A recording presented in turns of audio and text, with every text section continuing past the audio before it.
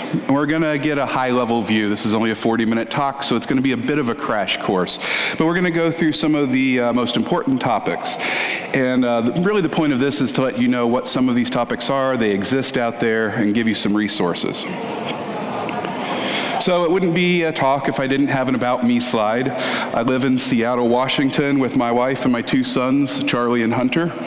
I got my start in security assurance at Indiana University in higher education. I worked there for a number of years and then was hired by Microsoft. I did security assurance at Microsoft, and I worked on products like Exchange, Bing, and my favorite was Xbox One. Then I also spent 4 years in Microsoft Threat Intelligence until last November when Google came calling and said, hey, do you want to do an SDL program for Android? And of course, I had to jump on that chance. So to understand security assurance, we need to have a little bit of a history lesson, and we need to look at computing at the dawn of the 21st century. At that point, Windows was really the dominant operating system, and the internet and online commerce was really just in its infancy. And Microsoft was getting hammered. There were viruses seemingly every week, every month. You had Nimda, Code Red, Slammer, Sasser, over and over and over. And Microsoft's really only defense was, hey, it's a point-wise patch. We're going to fix the problem, ship a patch whenever it happens, and move on. Well, this wasn't working, and Bill Gates sent out a memo that was later known as the Trustworthy Computing Memo.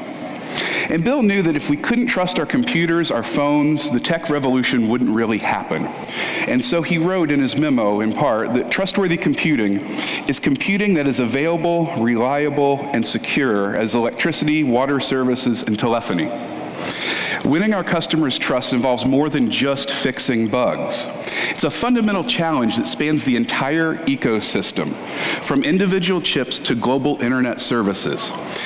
And in essence, that is security assurance. It's ensuring that everything in your product, from soup to nuts, is secure and built in a way that think about security. So what this led to at Microsoft was the division of trustworthy computing. And a lot of really smart people set out to think about how do we do this holistically. And two really awesome books came out of that process. One is Writing Secure Code by Michael Howard and David LeBlanc. And it's a good book, but it's very narrow because it focuses on the things that you might do writing native code, C code. But it is a very, very good general practice book. The other great book came out from Michael Howard and, it was Steve Lipner, and it's SDL, the Secure Development Lifecycle, which we'll get into a bit, and it's what I've spent a lot of my career doing. Those are parts of an assurance program. They're very important parts, but they are just components. So what happened as a result of all of this? Microsoft became predictable. Everybody kind of knows about Patch Tuesday now, the Tuesday where all the patches come out. Secure by default, Microsoft turned off everything that was not required to start Windows was off now. They also started doing threat modeling, which we're going to get into in a little bit. Threat modeling let people know where they were vulnerable for attacks, and so these two things together reduced what we would call the attack surface, where an attacker can get hold of your application or your service. They also created an outside org called Trustworthy Computing that I talked about just a second ago, and it existed outside of all the software engineering orgs. It was its own entity that reported directly to the CEO. So that way, if we had a problem, if we found something in an application, if there's something in Xbox Live that was really bad, our org could go around the entire software development process and speak truth to power. All of these have become industry standard changes, and a lot of what I'm going to talk about today. So, getting started. You're here listening to me, so that means you have some sort of level of interest in security. You have the desire to do something, but have you done your prerequisites? Do you have the institutional support, the foundation to make something like this work? Before you try to implement any sort of security program, you have to have these fundamentals. For instance, you need to have leadership buy-in. If somebody at your company just said, hey, go make things secure, you're not going to get any far. You need executive high-level leadership and buy-in to do this sort of thing. The other thing that's really helpful is policy influence. You need to be able to say what can and cannot be done when developing whatever your product is, whether it be software or hardware manufacturing. You need to be able to guide that policy. You also need to understand your risks. Maybe you're a healthcare company and you're completely risk adverse because you're dealing with personal health information. Or maybe on the other side, you can take a lot, maybe you're a startup and you can do a lot of risk because you've got to get to market first. You have intellectual property that you have to get out there. But you need to understand what that risk tolerance is for your organization. You also need to know your nightmare scenarios. What's keeping your executives and your leadership and maybe even you personally up at night? What do you worry about? In the healthcare example, maybe you're worried about all your healthcare records falling in the hands of attackers. Maybe you're worried about your intellectual property being stolen off of your development servers or your file shares. Or maybe you're just afraid of your devices catching fire. These are all very common, very real nightmares. Like I also said, you really want to have an isolated reporting chain. The best programs let you report directly to leadership outside of your dev managers, outside of the product managers and that team, because there's always this fundamental balancing act between wanting to ship your software and wanting to be secure, and you really want to be able to go outside that loop, and we'll talk about that more in just a minute. So how do you get that leadership buy-in? Well, that's the tricky part, right? You can talk about how many developer hours it takes to fix a bug. That number varies from company to company, but it's not a small number. You can talk about your PR damage. You can talk about your lost user trust and all of these things that come along with having a real security incident. There was a great talk yesterday about GDPR. GDPR is a great stick to use because of the concrete fines and damages that come along with it.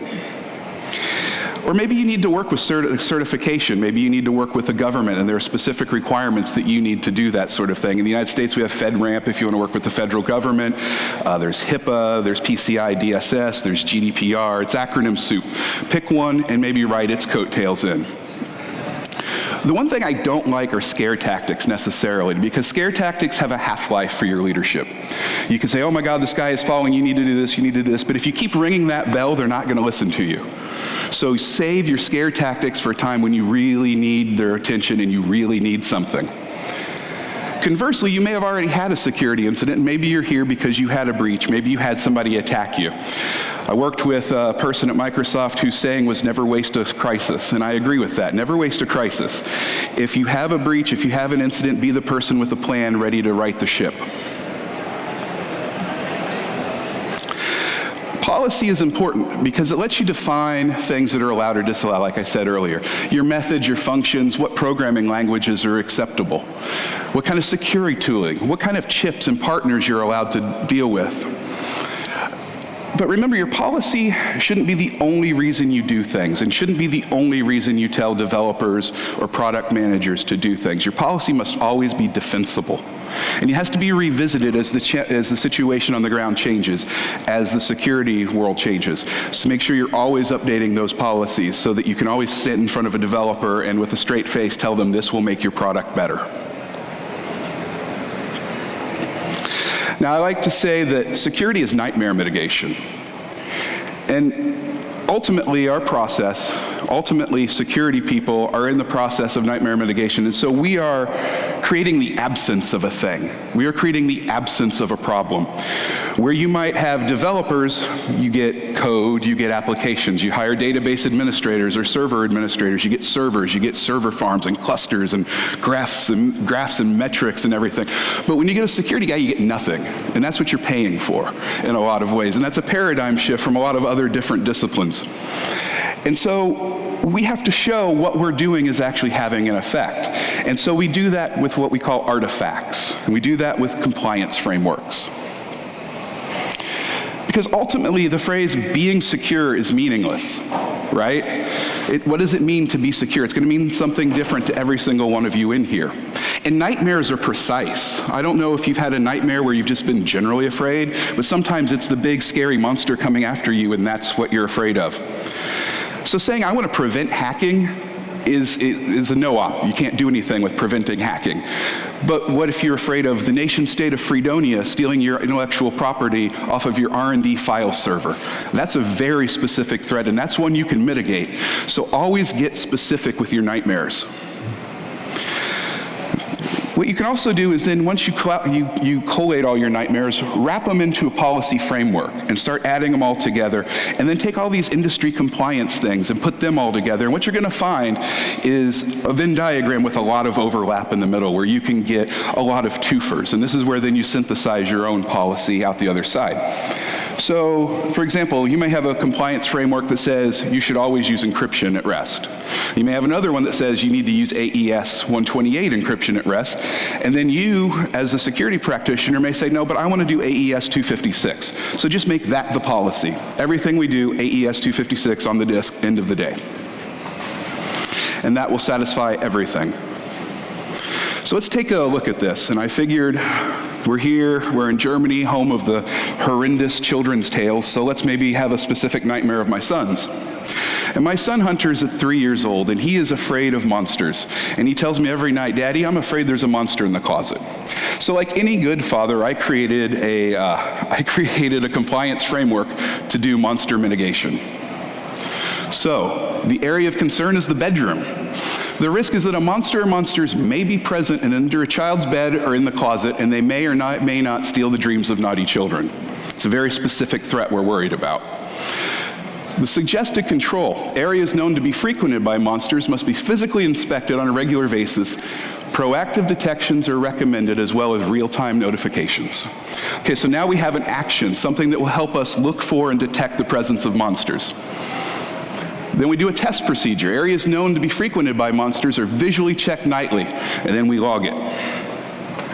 Additionally, these monster detecting sensors are in place below the bed and in the closet, which will trigger real-time alerts, and we review those logs monthly. So now we have the threat, we have a control, we have a test procedure, and we generate an artifact. So now my son goes to bed at night, he says, Dad, I'm afraid of monsters. I said, no, there's no monsters. Look, here's the audit logs, here's our quarterly report, everything's good, and he goes right to sleep. Compliance is great for children.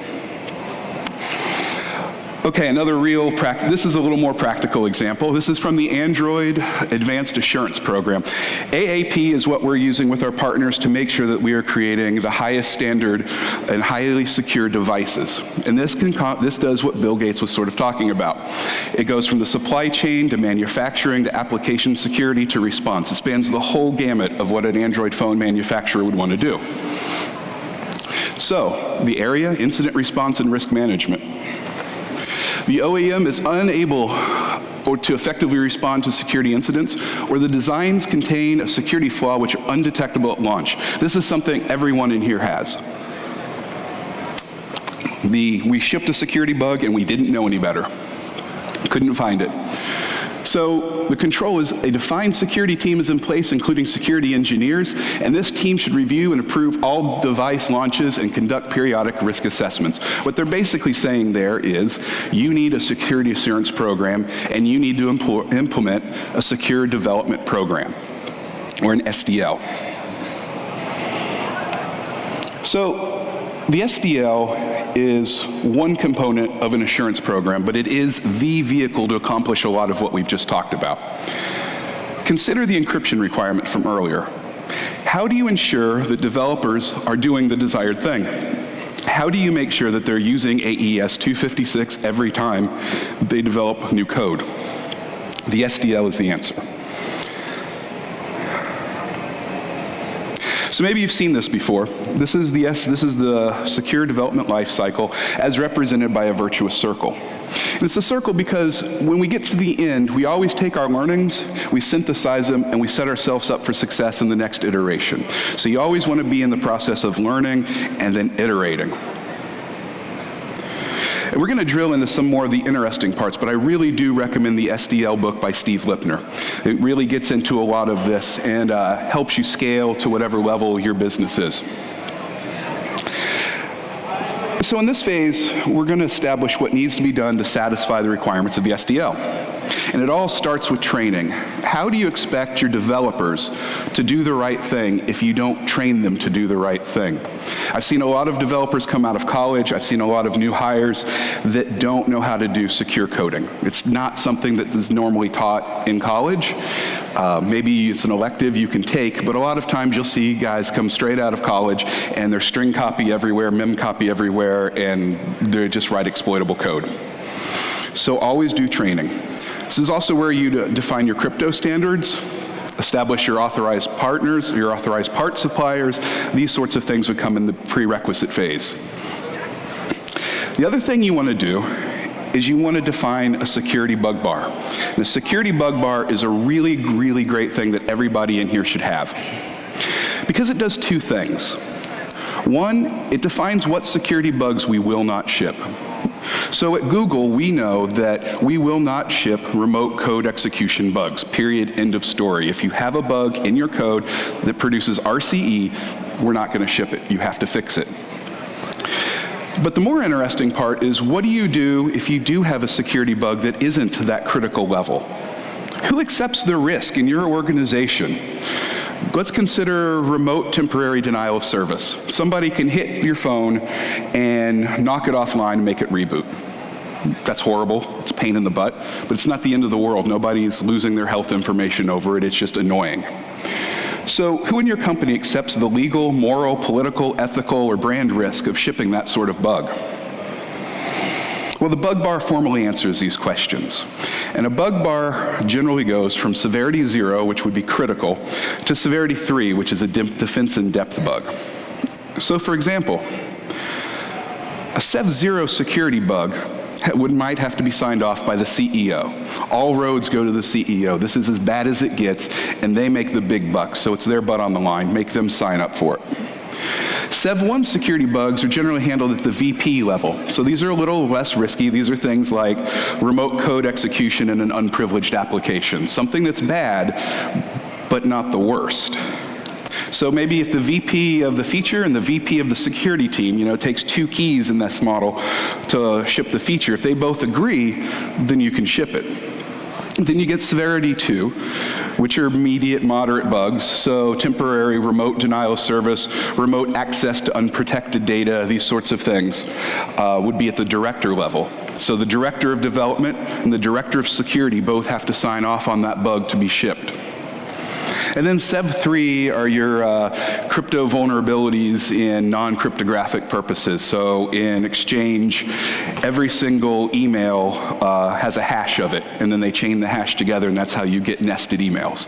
Well, it's not a security context. The worst thing that's going to happen in an MD5 collision is your nested email might look a little wonky. So the security guy, me, and the dev lead just signed off on it and said, yeah, this is fine. Don't worry about it. The great thing about this is it makes the process non-controversial. There's not an argue, should it go to Steve or Ted? Who should be signing? I don't want it to go to the CEO. No, everybody knows now the classification of the bug and who it goes to. It makes life a lot easier for you. The other thing you need to remember is that there should never be perpetual risk acceptance. Every time you ship a bug, anytime you go through the security bug bar to ship something, it should come with a date by which your bug will be fixed. Should never let it sit out there forever. So in the case I gave of Exchange using MD5, they eventually went to SHA-1, or what was it, SHA-2, AES 256 instead, and that met the requirement, no collision problems there. The other thing you want to do is you want to assess the risk. So at Google, we look at different things. In Android, we look at the features on different aspects to see how much risk they would pose. But they're generally common things. The size and complexity of your application, the user base size. If you're a line of business app, that changes your risk rating from whether you're going to be the next Gmail and you're going to be used by billions of people a day.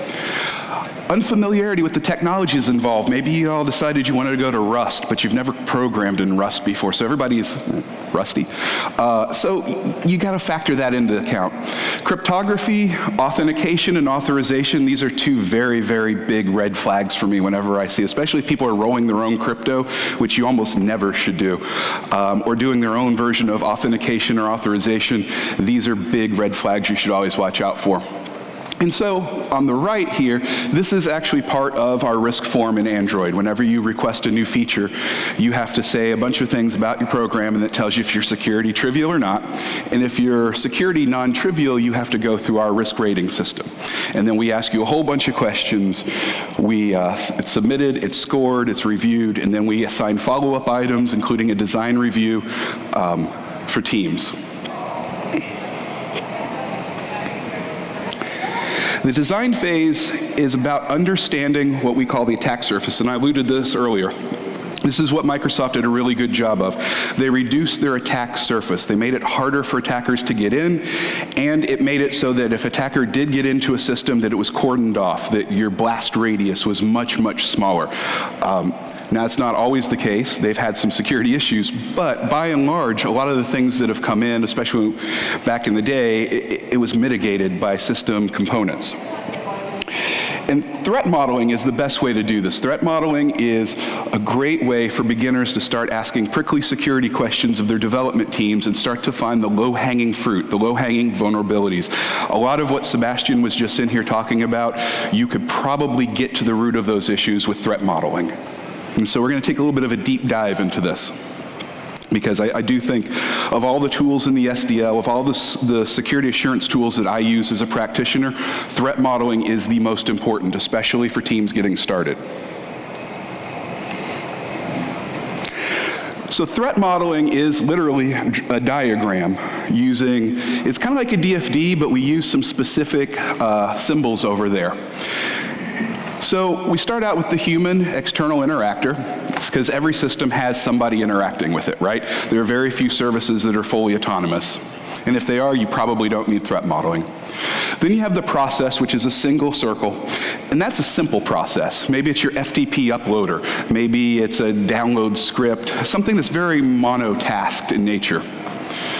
Then you have your complex processes. So think of this as Kerberos authentication or OAuth authentication. A lot of things are going to happen, but it's not really material to the threat model that you're developing. And then a lot of times, the complex process is its own threat model, and then you threat model that out. And you start nesting your threat models together, and it can get kind of crazy. Then you have your data store. Data store is pretty straightforward. It can be memory, it can be disk. The threats to it are generally about the same. Then you have your trust boundaries, and trust boundaries are the most difficult thing in threat modeling because it's hard to determine where they go sometimes.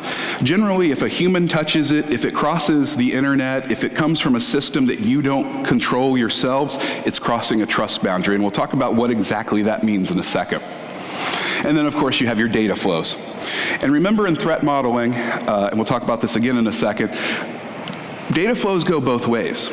You have to concern yourself with the data coming in, but you also need to worry about the data coming back out of your application and going back to your users or wherever you're sending things. Data sanitation runs both ways. In addition to that, we marry those with STRIDE. And STRIDE is a very high, very, very high level classification of the threats that you're going to find in threat modeling. So spoofing. How do I know you are who you say you are? How do I know I'm talking to the correct process? Right? Tampering. How do I know that the bits being sent to me haven't been altered? How do I know that the bits on the disk haven't been altered by somebody else? Repudiation. Repudiation is really, really hard to do. It's saying, how do I know that this user took this action at this time? How do I log that? And this is also where I'm going to talk to your lawyers, because there are very, very complicated laws around this, but you want to have logs. You want to have a non-repudiation system that can hold up in court. And so, since we're talking about court, talk to your lawyers, make sure they comply with GDPR, all of your local laws, but you need to have very, very strong repudiation defenses. Information disclosure. was a lot of what Sebastian was talking about in the last one. In the last talk. This is where you're giving up your API keys. This is where I can sniff your sensitive traffic over the wire. This is where I'm stealing keys and taking things out of memory. Information disclosure is really tricky. Denial of service, is there something I can send to your app? Is there something I can send to your program that'll make it just quit working? Can I send a special magic packet to your server and knock it offline? And then elevation of privileges. How do I go from Sean the user to Sean the administrator? Is that even possible? Those are all things that match up to the threat modeling elements. And so when you overlay the two together, you get this. So a human interactor can be spoofed, has spoofing threats associated, repudiation threats. A process can be spoofed and tampered with. Data stores can be tampered. They can have information disclosure. Data flows have tampering, information disclosure, DOS. You see how it's going. So now you have your design elements and you have your threats associated with them. You can marry them together and you can start asking really cool questions. I'll let everybody get a picture there. So take this threat. This is an example threat model of a very trivial video game. The user talks to the game engine talks to the front end talks to the leaderboards, and it also takes care of cloud storage. I saw variations on this theme for years when I was working in Xbox. So let's overlay. Let's bring up our elements. That table is going to be an eye chart. But now when you see the components up there, and you see the matrix of what the threats are, you can start asking some pretty interesting questions without a lot of security guy training. So let's take, for example, how does the game engine know it's talking to the game front end? That'd be a great question to ask your developers, right? And they may say something like certificate authentication. Or were you talking over SSL or TLS? Okay, that's great. How do you know, are you checking that certificate all the way down to the root? Okay, we are. Then we know that's good. How does the game front end know that's talking to the game engine? How do we know that's not a hacked or modified game engine that's talking to your front end? Well, luckily, Google Play Protect, Apple's alternative to that, they give some of the guarantees in this area. But sometimes you have to write your own things. So the game front end can talk to the cloud storage system. So how do you know the cloud save storage system hasn't had any tampering with it? How do you know that the game save that you're going to go back through your system and back to your user hasn't been modified in any way? How do you know that the leaderboards haven't been modified? How do you know that there isn't a spoofing attempt in there somewhere?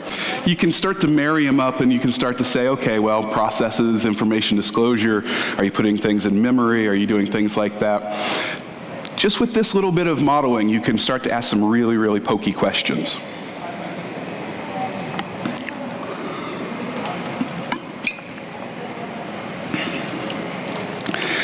So static analysis is something that I think a lot of people need to do. I don't know if anybody here uses tools like ReSharper, Clang, Pylint, Find Bugs, if you're using Java.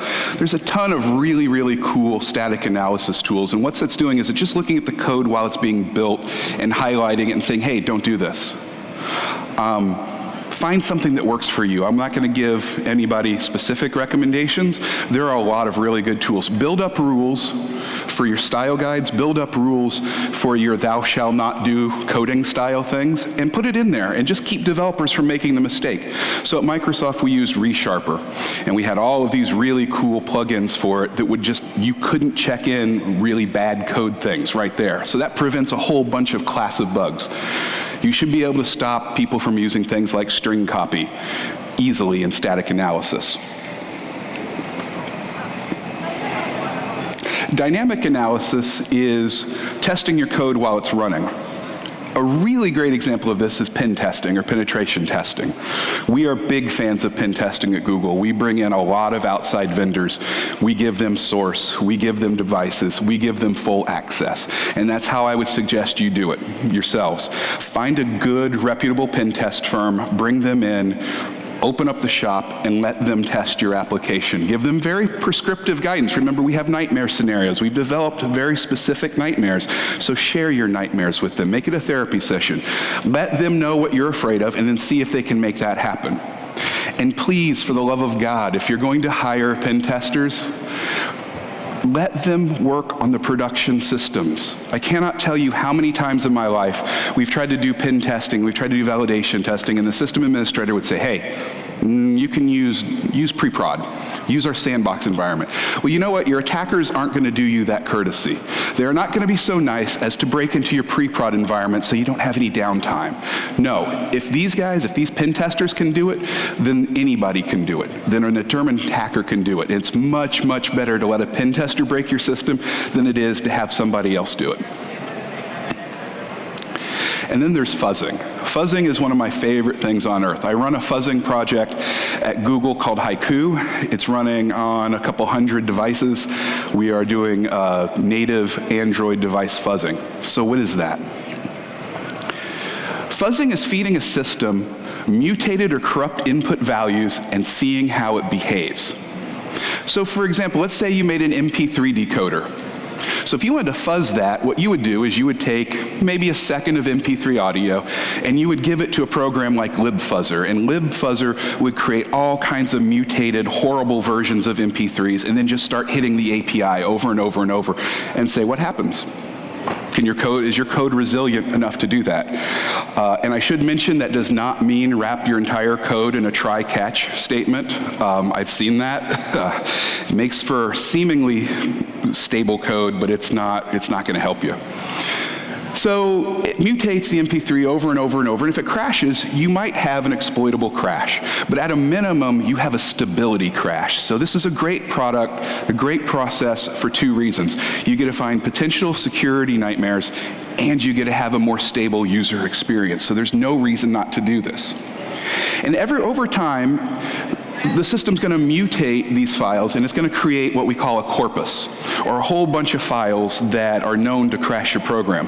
Then you can make those quality tests before you ship. Now you take all that corpus that you know can cause bad stuff, and you keep throwing it in before you ship new versions to make sure you haven't regressed. So there's also a lot of there's a lot of different software programs that do this. Like I said, libfuzzer is an open source one that's really, really good. Peach used to be around. I'm not sure if they're still in business anymore. Let's see, who do I have up there? Synopsys is an example. I'm not officially endorsing them. I'm just saying they are a company that has a lot of really cool fuzzer plugins that can help you with this. You can even write your own. So Charlie Miller is a security researcher a number of years ago who said, I can write a fuzzer in 5 lines of Python, and those are the 5 lines. You just take a byte array of the file that you want to mutate. You read 256 bits or whatever the length is, mutate a bit, throw it at your API and see what happens. But I would strongly recommend you hang out in the libfuzzer world.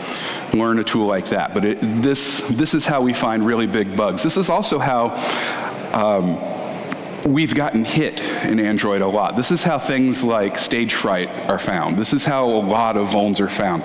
And if you want to make some money, find VRP programs, fuzz the hell out of their APIs, and you will find crashes. Turn the crashes into POC, profit.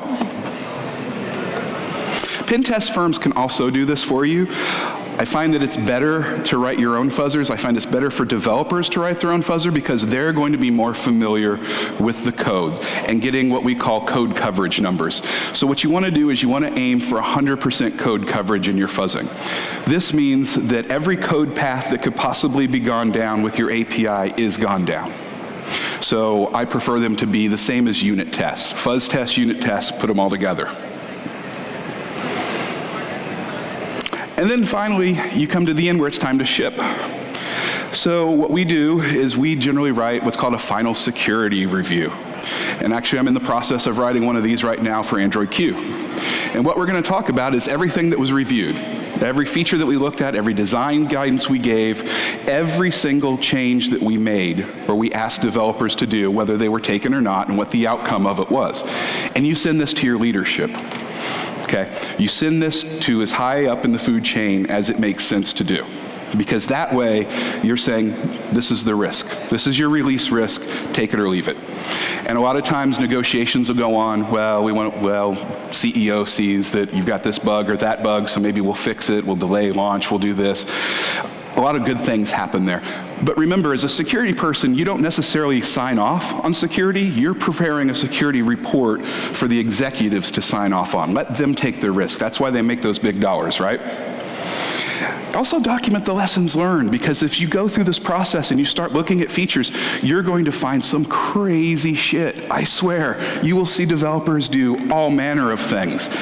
And you're going to start learning procedures, and your policies are going to change when Steve in IT decides that he wants to run everything in HTTP because HTTPS is too slow because that's what somebody said 10 years ago and he just believes them.